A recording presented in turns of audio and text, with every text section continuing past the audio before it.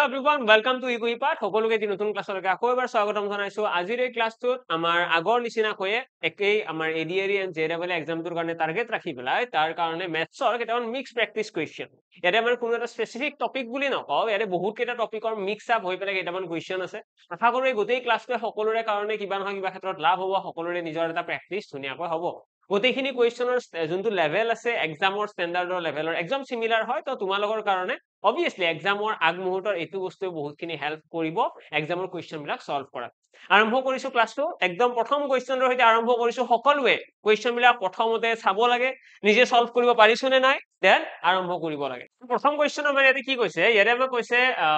65% of a number is 120 more than 25% of the same number. তোমালোকৰ সকলোৱে হয়তো ইয়াৰে আগৰ ক্লাছত দিয়া হোমৱৰ্ক কেইটা সলভ কৰিছিলা আৰু সেই হোমৱৰ্ক কেইটাই আজি আৰম্ভ কৰিছো। প্ৰথমতে হোমৱৰ্ক এটা সলভ কৰি লও, সকলোৱে নিজৰ এনসাৰ কেইটাৰ লগত মেটচ কৰি চাবা, দেন আমি আজিৰ এই কেইটামান নতুন কুৱেশ্যন আৰম্ভ কৰিম। এটা কৈছে 65% of a number is 120 more than 25% of the same number. মানে এটা সংখ্যা এটা আছে, সেই সংখ্যাটো 65% of x বুলি কৈ দিলো মই, 65% of a number and 25% of the same number, মানে সেই একেটা সংখ্যাৰে 25% of x। এই সংখ্যা দুটাৰ এই 65% of the x is 120 more, মানে এই সংখ্যাটো এইটোতকৈ কিমান বেছি, এই সংখ্যাটোতকৈ 120 বেছি। মানে আলটিমেটলি আমি কি ক'ব পাৰিম, আমি ক'ব পাৰিম কিমান ইহঁতৰ মানে ডিফাৰেন্স কিমান আছে, 65 আৰু 25 ৰ মাজত ডিফাৰেন্স কিমান আছে, 40। মানে আমি ক'ব পাৰিম 40% of x is equal 120। এতিয়া এইখিনি যদি সলভ কৰিবলৈ যাওঁ আমি কি দেখাম, 40% মানে কি, 40% মানে হৈছে 2/5 into x equal 120। যদি 2 দিয়ে এইটো কাটি দিও 60 বাজ যাব, x equal কিমান আহি যাব, 6 5 গুণ 30 300। মানে এইটোৱে হৈ গ'ল আমাৰ ফাইনেল আনসাৰ। মানে আমি কি কম, কিবা ক্যালকুলেশন মিস্টেক হল নেকি, 60 আছিলে, ইয়াৰে 2/5 আছে, এইটো ঠিকে আছে, 5 to ক্ৰস মাল্টিপ্লাই হল 300 আহি গ'ল। আমাক কি উলিয়াব দিছে, আচ্ছা আমাক উলিয়াব দিছে what is the 20% of that number, আমাক 20% উলিয়াব দিছে। তো 20% উলিয়াব দিলে আচ্ছা ইয়াতে চোন বহুত সিম্পল হৈ আছে কুৱেশ্যনটো। আমাক উলিয়াব দিছে 20% of that number, মানে x ৰ 20% উলিয়াব লাগে। এতিয়া ইয়াতে আমি কি পাই আছো, 40% of x 120, 20% যদি উলিয়াব লাগে মানে আধা উলিয়াব লাগিব না, মানে ইয়াৰে আধা। 20% হবলৈ হলে এই যিটো সংখ্যা আছে 40% of x তাৰে আধা মানে কি 20% of x, মানে ফাইনালি আনসাৰ আহি গ'ল 60। তো এনেকৈ সলভ কৰিলে আমি ডাইৰেক্টলি আনসাৰ ইয়াতে পাই গৈছো 60। এন্ড নেক্সট কুৱেশ্যনৰ ফালে আহিছো, এইটো কুৱেশ্যন এটা কি কৈছে, প্ৰাইস অফ সুগাৰ ইজ ইনক্ৰিজড বাই 25%। চেনিৰ দাম 25% বৃদ্ধি পাইছে। In a family if a family wants to keep its expenses on sugar unaltered, মানে unaltered মানে হৈছে সুগাৰৰ যোনটো খৰচা, চেনিৰ নামত যিটো খৰচ হয় ঘৰখনৰ, সেই খৰচটো ইয়াতে বঢ়াব বিচৰা নাই বা কমাবও বিচৰা নাই। যিমান টকা আগতে খৰচ হৈছিলে সেই একেখিনি খৰচা এতিয়াও কৰিব বিচাৰিছে। আগতে যদি 500 টকা খৰচ হৈ আছিলে এতিয়াও 500 টকাই খৰচ কৰিব। তো আমি কি কৰিম, প্ৰথমতে লিখিম প্ৰাইস। প্ৰাইসটো কি হৈছে, এটা কৈছে 25% ইনক্ৰিজ, 25% মানে কিনো, 25% মানে হৈছে 1/4। তো আমি লিখিব পাৰিম 4 ৰ পৰা কি হৈছে, 4 ৰ পৰা দামটো বাঢ়ি পেলাই 5 টকা হৈছে। আমি এটা কনজাম্পশনৰ কথা যদি কওঁ, কনজাম্পশনৰ কথাটো এতিয়ালৈকে আমি গম পোৱা নাই, কিন্তু এক্সপেন্ডিচাৰৰ কথা আমি গম পাওঁ। কি এক্সপেন্ডিচাৰটো আমাক ইয়াতে কৈ দিছে 1:1, মানে এক্সপেন্ডিচাৰ আগতে যিমান টকা আছিল এতিয়াও সিমানেই হ'ব লাগিব। আৰু যদি এক্সামত এনেকুৱা ধৰণৰ সিচুৱেশন আহে, যদি প্ৰাইস বাঢ়ি যায় বা কমি যায়, প্ৰাইসটো যিয়ে নহওক বাঢ়া কমা যিকোনো হ'ব পাৰে, যদি আমি এক্সপেন্ডিচাৰটো যদি সেম ৰাখিব লাগে, আমাৰ যিটো খৰচা সেইটো যদি আমি চেঞ্জ কৰিব নালাগে, আমি সেম ৰাখিব লাগে, আমি কি কৰো, আমি যিটো প্ৰাইসৰ ইয়াতে ৰেশিও আছে সেইটো উল্টাকৈ লিখি দিওঁ। অৰ্থাৎ ইয়াতে 4:5 আছে, ইয়াতে আমি লিখিম 5:4। এতিয়া এইটো ক্ষেত্ৰত কি হয়, এইটো উল্টাকৈ কিয় লিখো, কাৰণটো তোমালোকে যদি 4 ৰ লগত 5 পূৰণ কৰি দিয়া কি হ'ব, 4 5 গুণ 20, 5 ৰ লগত 4 পূৰণ কৰিলে ইয়াতেও 20। মানে আমাৰ গোলটো হৈছে এক্সপেন্ডিচাৰৰ ইয়াতে সমান সমান ভ্যালুটো আনিব লাগে। আমাৰ ইয়াতে ভ্যালু সমান আহিব লাগিব, তাৰ কাৰণে আমি এইখিনি পূৰণ কৰিছো। আমি এতিয়া ইয়াতে 5 পূৰণ নকৰিব বেলেগো কৰিব পাৰো, মই যদি ইচ্ছা কৰো ন মই এইটো কৰিব পাৰিম। ইয়াতে মই এনেকুৱা কিবা সংখ্যা পূৰণ কৰিব পাৰিম জানো যি দুটা আমি কি কৰিব পাৰিম, আৰু মই এটা কৰিলো 4 ৰ লগত এটা 8 পূৰণ কৰি দিলো। 8 হলে হ'ব নে, 8 হলে নহব ন, 10 পূৰণ কৰি দিলো। ঠিক আছে, 4 ৰ লগত মই এটা 10 পূৰণ কৰি দিলো। 10 পূৰণ কৰিলে কি হ'ব, 4 10 গুণ 40। ঠিক তেনেদৰে 5 ৰ লগত মই 4 10 গুণ 40 হল, 5 ৰ লগত মই এটা 8 পূৰণ কৰিলো, 5 8 গুণ কিমান 40। মানে কথাটো হ'ল আমি এনেকুৱা ৰেশিও ইয়াতে পূৰণ কৰিম যাতে এক্সপেন্ডিচাৰটো সেম থাকে। পইণ্টটো বুজিলা, সেইটোৱে গোলটো, সেইটোৱে। এতিয়া এইটো বনোৱাৰ কাৰণে একদম ইজি টেকনিকটো হৈছে ওপৰত যিটো অনুপাত আছে তাকো দুটাকৈ লিখি দিয়া ইয়াৰে পিছত যিটো আছে আগত লিখি দিয়া আগত যিটো আছে পিছত লিখি দিয়া এইখিনিয়ে কাম ঠিক আছে আগত যিটো আছে এইটো পিছত লিখি দিয়া তো এইটো হৈ গ'ল আমাৰ ফাইনেল ৰেচিও আমাক কি উলিয়াব দিছে then the family will have to reduce the consumption of sugar by আমাক এতিয়া কৈছে যদি চেনিৰ দামটো বাঢ়ি যায় 25% তেলে সেই ফেমিলিটোৱে কনজাম্পশন মানে যিমান কনজিউম কৰি আছিল সেইটো কিমান শতাংশ কমাব লাগিব যাতে এক্সপেন্ডিচাৰটো সেম থাকে কাৰণ চোৱা বস্তুৰ দাম বাঢ়ি গ'লে আমি যদি খৰচটো ফিক্স ৰাখিব লাগে 500 টকা মই বজাৰত লৈ গৈছো লৈ যাই পেলাই দেখিছো বস্তুটোৰ দাম বাঢ়ি গৈছে 500 টকা লৈ গলো যাই পেলাই দেখিলো বস্তুটোৰ দাম বাঢ়ি গৈছে তো আমি কি কৰিম আমিতো এতিয়া 600 টকাৰে আনিব নোৱাৰো তো আমি কম কি এটা কাম কৰা মোক 500 টকাৰ হিচাপত যিমানখিনি হয় সেইখিনি দি দিয়া মোক 1 কেজি নালাগে বা 2 কেজি মোক নালাগে মোক 500 টকাৰ হিচাপতে দি দিয়া আলটিমেটলি মই যিমান টকা ঘৰৰ পৰা লৈ গৈছিলো মই সেইখিনি পইচাৰে বস্তুখিনি আনিছো হয়তো আগতে যিমানখিনি কোৱান্টিটি আনিছিলো এতিয়া তাতকৈ কম আনিব লগা হৈছে তো ইয়াতেও সেইটো হৈছে মানে কনজাম্পশনটো কমাব লাগিব না দাম বাঢ়িছে যেৰুকে তো আগতে কিনি আছিলে কিমান 5 কেজি বুলি ধৰি লোৱা আগতে কিনি আছিলে 5 কেজি বস্তু এতিয়া কিমান কিনি আছে 4 কেজি মানে কিমান কমি গ'ল 1 কেজি এটা কমি গৈছে আৰু 1 কেজি কাৰ ৰেসপেক্টত কমিছে 5 কেজিৰ ৰেসপেক্টত কমিছে ইনটু 100 তো এইটো হৈ গ'ল ফাইনেল আনসাৰটো 20% 20% কি কৰিব লাগিব কমাব লাগিব 20% এটা কমাব লাগিব যাতে আমাৰ খৰচটো সেম থাকে মানে চোৱা আগতে 5 কেজি আনি আছিলো এতিয়া 4 কেজি আমি কিনি আছো তো 5 কেজিৰ ৰেসপেক্টত 1 কেজি এটা কমকৈ আনি আছো ন 5 কেজিৰ তুলনাত 1 কেজি এটা কমকৈ আনি আছো তো 5ৰ ওপৰত 1 এটা কমিছে ইনটু 100 কৰিছো 20% আমাৰ ওলাইছে আৰু সেইটো ৰিডিউসিং কিয় মানে এটা দেখিছো 5ৰ পৰা 4 হৈ আছে ওকে ক্লিয়াৰ নেক্সট কোৱেশ্চনৰ ফালে আহিছো নেক্সট কোৱেশ্চনত কি আছে ভালদৰে মন কৰা এইটো কোৱেশ্চন এটা আমাক কি কৈছে ইলেকশনৰ কথা কৈছে আৰু এই কোৱেশ্চনটো মই তোমালোকক হোমৱৰ্কে এৰিছিলো আশা কৰো মোষ্ট অফ দা ষ্টুডেন্টছৰ কাৰেক্ট আনসাৰ আহিছে যদি কাৰোবাৰ অহা নাই এতিয়া তোমালোকে এইটো কোৱেশ্চন চোৱাৰ লগে লগে গোটেইখিনি বুজি পাই যাবা এটা কি কৈছে এটা কৈছে in an election A gut 55% of the total votes এটা ইলেকশনৰ এ পাইছে 55% ভোট কিহৰ total votes are 55% and কৈছে and the remaining votes were casted to B আৰু যিখিনি ৰৈ গৈছে সেইখিনি B দি দিছে if 10,000 votes of A are given to B যদি এর 10,000টা ভোট বি দিয়া হয় দেয়ার would have been a tie তো তেতিয়াহ'লে কি হ'ব ইলেকশনত টাই হ'ব পাৰে টাই মানে কি ড্ৰ হ'ব ইলেকশনত লগতে আমাক কি কৈছে find the number of total votes poll এইটো কুৱেশ্যন কৰাৰ বহুত কিবা কিবি এপ্ৰ'চ হ'ব পাৰে কিন্তু মই তোমালোকৰ পৰা বিচাৰিছো এটা শৰ্টেষ্ট এপ্ৰ'চ এনেকুৱা এটা টেকনিকেল থিংকিং লাগিব যিটো হয় ডাইৰেক্ট এনসাৰ দিব পাৰিম কেনেকে জাষ্ট আইডিয়া লগাই আছো দে অলপমান থিংকিং আমি ইয়াতে দেখি পাই আছো 55% ভোট কোনে পাইছে এ যদি এ 55 পাইছে বি কিমান পাব কোৱাচোন এ যদি 55 পাইছে বি বাকিখিনি পাইছে বাকিখিনি মানে কিমান 45% এতিয়া এ আৰু বিৰ মাজত কিমান শতাংশ ভোটৰ ডিফাৰেন্স আছে এ আৰু বিৰ মাজত টোটেল 10% ভোটৰ ডিফাৰেন্স আছে জাষ্ট মুখে মুখে আমি কৰি আছো মই কৈছো যে এ পাইছে 55% ভোট মানে বি এ কিমান পাব 45 মানে ইহঁতৰ মাজত ডিফাৰেন্স কিমান আছে 10% ভোটৰ ডিফাৰেন্স আছে ঠিক আছে মানে তোমালোকে 10% বাদ দিয়া তোমালোকে ভাবি লোৱা 10টা বাকচ 10টা বাকচ ভোটৰ ইহঁতৰ মাজত ডিফাৰেন্স আছে 10টা বাকচত ভোট আছে সেই 10টা বাকচৰ ভোট কোনে পাইছে এ বেছিকৈ পাইছে আৰু বি 10 বাকচ ভোট কমকৈ পাইছে ওকে এটা এনেকুৱা যদি হয় যে এই এ নামৰ মানুহজনে যদি 5টা বাকচৰ ভোট 5টা বাকচ ভোটৰ বাকচ বিগ দি দিয়ে তেতিয়া কি হ'ব এ যদি 5টা বাকচ বিগ 5টা বাকচ যদি বিগ দি দিয়ে কি হ'ব বিৰ ভোট হৈ যাব 50টা বাকচ আৰু এৰ কিমান হ'ব এৰো 50টা হৈ যাব কমি যাব ন মানে আলটিমেটলি আমি গম পালো এই যিটো 5% আছে 5% সেই 5%টো কাৰ সমান এই 10,000 ভোটৰ সমান কেনেকে কাৰণ 10,000টা ভোট যদি এ বিগ দি দিয়ে তেতিয়াহ'লে ইলেকশনটো টাই হ'ব ড্ৰ হ'ব ড্ৰ কেতিয়া হয় ড্ৰ হ'বলৈ হ'লে দুয়োৰে সমান সংখ্যক ভোট হ'ব লাগিব মানে এই 5% সমান 10,000 আমাক উলিয়াব দিছে total votes poll total vote কিমান হ'ব 100% মানে ইয়াতে এটা 20 পূৰণ কৰি দিয়া 20 5 গুণ কি 100% ন ইয়াতে এটা 20 পূৰণ কৰি দিয়া তো পূৰণ কৰিলে কিমান আহিব 2 আহি গ'ল 3 4 5টা শূন্য মানে 2 লাখ 2 লাখ হৈছিলে আমাৰ টোটেল ভোট তো চোৱা অকনমান থিংকিং থকাৰ কাৰণে এই কুৱেশ্যন আমি সলভ কেনেকৈ কৰিলো একদম শৰ্ট ট্ৰিকত আমি সলভ কৰিলো অপচন 3 আমাৰ ইয়াতে কাৰেক্ট আনসাৰ আহি গ'ল সেকেন্ডৰ আনসাৰ আহি গ'ল ন একদম সেকেন্ডত নেক্সট কুৱেশ্যনৰ ফালে আহিছো এইটো কুৱেশ্যন যেটো আজিৰ ক্লাছৰ কুৱেশ্যন হয় কি আছে টাইম স্পিড ডিসটেন্সৰ কুৱেশ্যন হয় এটা কৈছে a train is traveling with a speed of 48 km/h there is a man traveling in the opposite direction with a speed of 6 km/h the length of the train is 390 meter what is the time taken by the train to cross the man আমাক কৈছে train এখন আহি আছে আমি সকলোৱে জানো যেতিয়া দুটা অবজেক্টে মুভ কৰি থাকে দুটা যিকোনো অবজেক্টে যদি মুভ কৰি থাকে একেটা সময়তে তেতিয়াহ'লে এইটো ৰিলেটিভ স্পীডৰ কনসেপ্টটো ইউজ হয় মানে ইয়াতে আমাৰ স্পীডটো আমি ডাইৰেক্টলি ক'ব নোৱাৰো আমি সেই ৰিলেটিভ স্পীডৰ কনসেপ্টটো লগাব লাগিব আমি ইয়াতে যদি মন কৰো ট্ৰেইন এখনৰ স্পীড আছে 48 কিলোমিটাৰ আৰু মানুহ এজনে কি হৈছে অপোজিট ডাইৰেকশ্যনত দৌৰি আছে অপোজিট ডাইৰেকশ্যন মানে কি অপোজিট ডাইৰেকশ্যন মানে মুখামুখি হবে ট্ৰেইনখনে যোনটো দিশত গৈ আছে মানুহজনেও সেইটো দিশতে আহি আছে উল্টাকৈ আহি আছে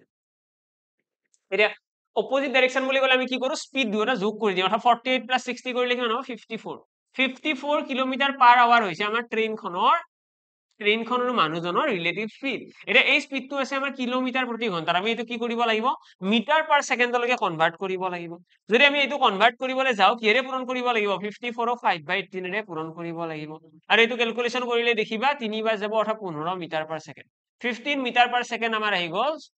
স্পীড 15 মিটাৰ পাৰ ছেকেণ্ড আমাৰ হৈছে স্পীড সিহঁতৰ ৰিলেটিভ স্পীড নেক্সট যদি চাওঁ আমাক কৈছে ট্ৰেইনখনৰ লেন্থ আছে 390 মিটাৰ এটা মানুহ এজনক যেতিয়া ট্ৰেইন এখনে ক্ৰছ কৰিব বিচাৰে মানুহ এজনে যদি ট্ৰেইনখনক ক্ৰছ কৰিব বিচাৰে কিমান ডিসটেন্স যাব লাগিব যদি ডিসটেন্সৰ কনসেপ্টৰ ফালৰ পৰা কওঁ আমি ট্ৰেইনখনৰ লেন্থটোৱে যাব লগা হয় অৰ্থাৎ আমাক ৰিকোয়াৰ্ড যিটো টাইম আছে এই টাইমটো আমি t ইকুৱেল কি লিখিম t ইকুৱেল লিখিম 390 ডিভাইডেড বাই আমি লিখিম 5 সরি 15 এখানে সলভ করলে দেখিবা 15 দ্বিগুণ 30 15 6 গুণ 90 অর্থাৎ 26 সেকেন্ডৰ প্ৰয়োজন হ'ব 26 সেকেন্ড সময়ৰ প্ৰয়োজন হ'ব মানুহজনক ক্ৰস কৰাৰ কাৰণে ঠিক আছে এইখিনি হৈ গ'ল আমাৰ ফাইনাল আনসাৰ আশা কৰো সকলোৱে বুজি পালা অপচন সি আমাৰ ইয়াতেও কাৰেক্ট আনসাৰ আহি গ'ল নেক্সট কোৱেশ্চনৰ ফালে আহিছো এইটো কোৱেশ্চন ইয়াতে কি কৈছে চোৱা 100 liters of milk ইয়াৰে গাখীৰৰ কথা হৈছে লগতে মিক্সাৰৰ কথা হৈছে অকনমান হয় কি কৈছে 100 liters of milk is added to 40 liters of water 100 litre গাখীৰ ক'ত মিহলি কৰা হৈছে added to 40 liter of water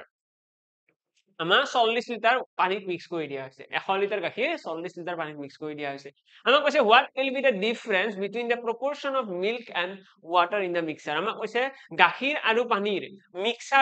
মিক্সাৰৰ যিটো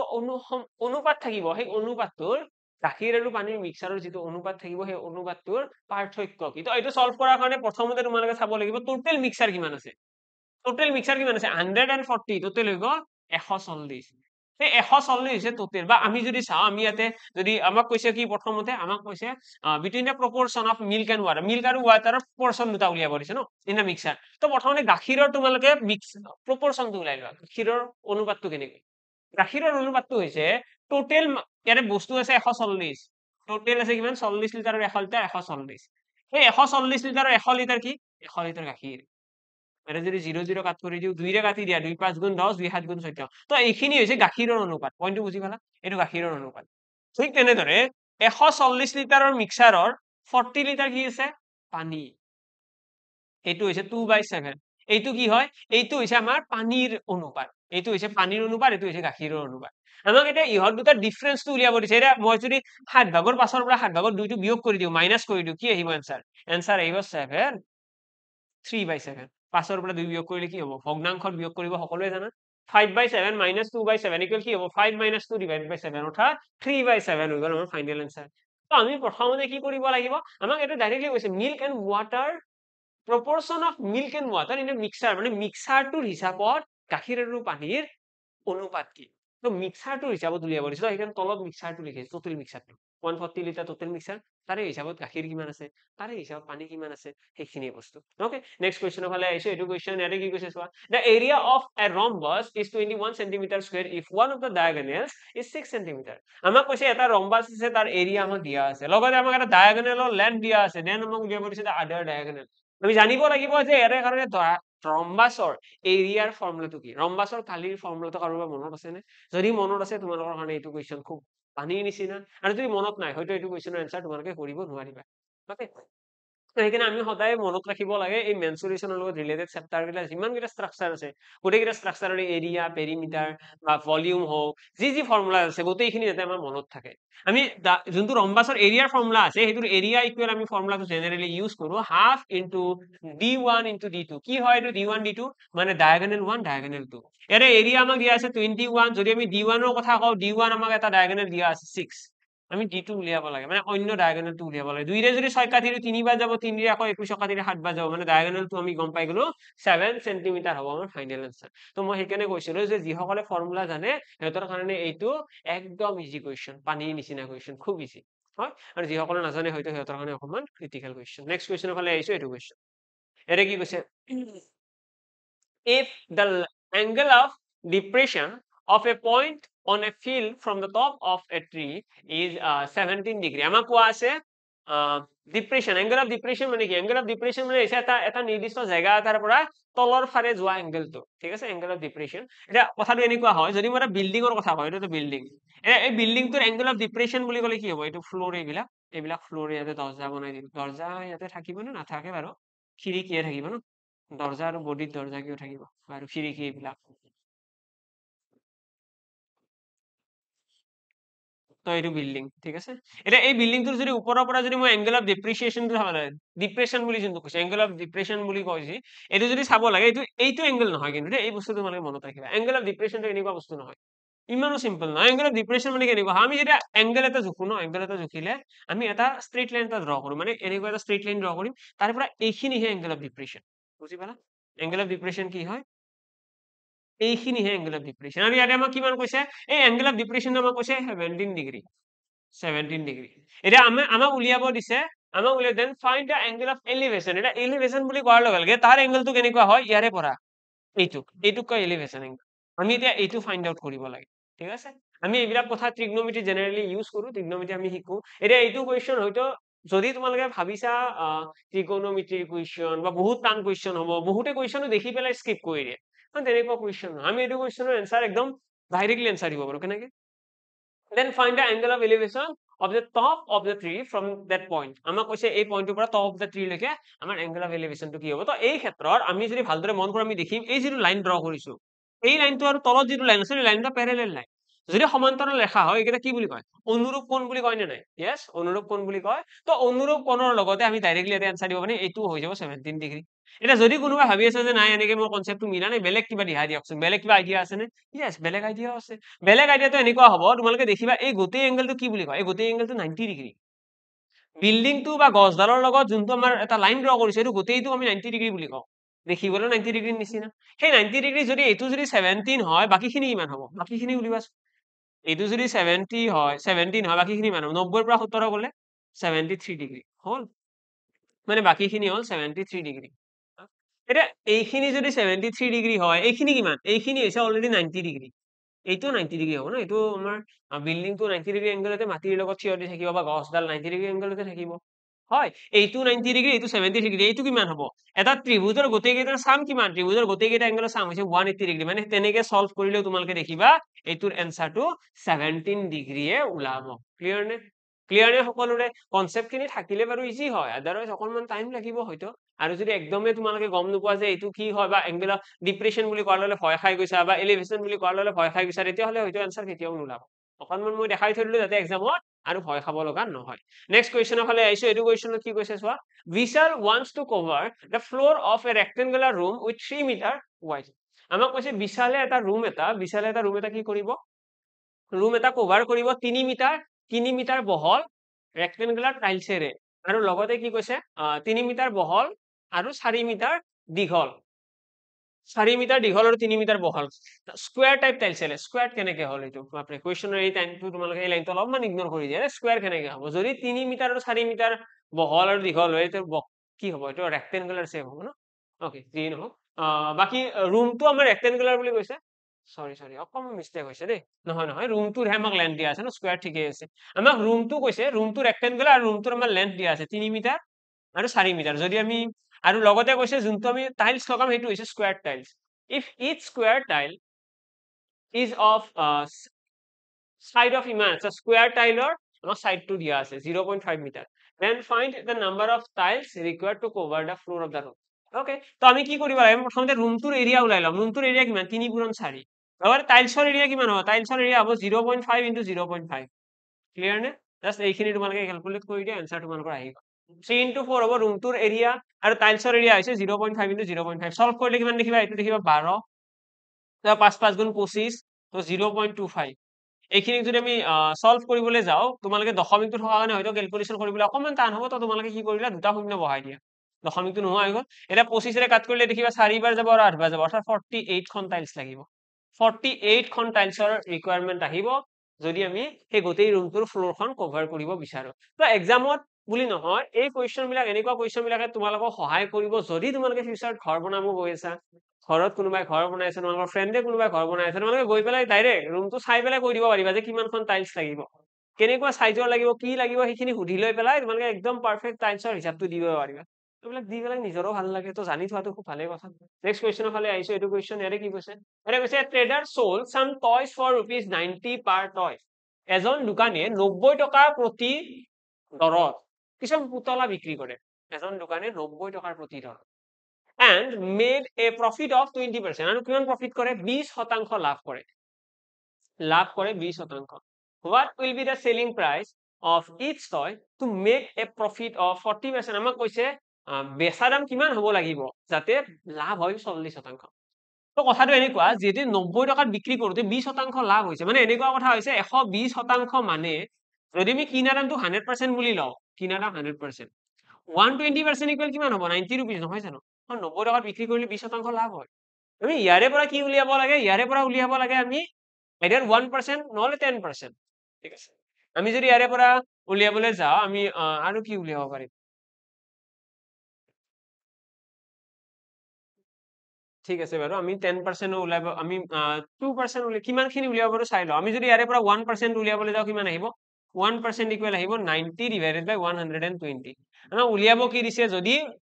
40% লাভ কৰিব লগা হয় বেচা দাম কি হ'ব লাগে মানে 140% আমি উলিয়াব লাগে তো 140 উলিয়াব লাগে কাৰণে দুফালে 140 এটা মাল্টিপ্লাই কৰিছো ডেসিমেলত আহিব নেকি চাই লও 0 0 কাট কৰি দিলো 2 ৰে কাটি দিয়া এইটো 6 বাৰ 2 ৰে এইটো কাটি দিয়া 7 বাৰ আকৌ 6 ৰে তোমালোকে এইটো কাটিব পাৰিবা 15 বাৰ অৰ্থাৎ 15 7 গুণ 105 অৰ্থাৎ দাম হ'ব লাগিব 105 টকা 105 টকা দৰত যদি আমি বিক্ৰী কৰি দিও তেতিয়া হলে বস্তুটো কি হ'ব বস্তুটো 40% লাভ হ'ব কেনেকৈ সলভ কৰিলে গোটেইখিনি কথা আকৌ এবাৰ মেনশন কৰি দিছো যেতিয়া আমাক কৈছে 90 টকাত বিক্ৰী কৰা হ'ল 90 টকাত বিক্ৰী কৰা হোৱাৰ লগে লগে দোকানীজনৰ 20% লাভ হৈছে এটা 20% লাভ ইয়াৰ মিনিংটো কি তোমালোকে প্ৰফিট এণ্ড লছ যদি পঢ়িছা অলৰেডি তোমালোকে গম পোৱা 20% লাভ মানে যদি 100 টকাত কিনিছিলো 120 টকাত বিক্ৰী কৰিব লাগিব তো সেইটো কনসেপ্টতে ইয়াতে কি দেখিছো 120% সমান 90 টকা হল এটা 120% সমান যদি 90 টকা হয় তাৰ পৰা আমি 1% উলিয়াব নোৱাৰিম নে নিশ্চয় পাৰিম 1% ইকুৱেল কি হ'ল 120 টো ইপিনে গলে হৰণ হ'ব 90 by 120 আমাক উলিয়াব কি দিছে যে কিমান টকাত বিক্ৰী কৰিলে 40% লাভ হ'ব তো কিমান টকাত বিক্ৰী কৰিব লাগিব 40% লাভ মানে কি 140% তো সেইকাৰণে ইয়াতে এটা 140 মাল্টিপ্লাই কৰিছো এইফালেও কৰিলো এতিয়া যিহেতুকে